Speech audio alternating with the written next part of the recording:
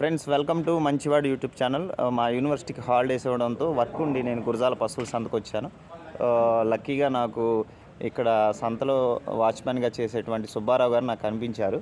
ఈ సంతకి ఆవులు అయితే ఎలో లేదనమాట, ఎందుకంటే కోతకి వెళ్తున్నాయి కాబట్టి ఈ వాచ్మెన్ గారు ఆవుల్ని అయితే ఎలో చేయట్లేదు. ఇక్కడ క్రయ విక్రయాలు ఆవులకి సంబంధించినటువంటి ఏవి జరగట్లేదన్నమాట. సో రైతులు గమనించగలరు. సో ఆవులు కొంతమంది బయటికి తీసుకొస్తున్నారు, 1 లేదా 2 వాళ్ళని కూడా తీసుకురావద్దని చెప్పారనమాట, కోతకి వెళ్తున్నాయి కాబట్టి.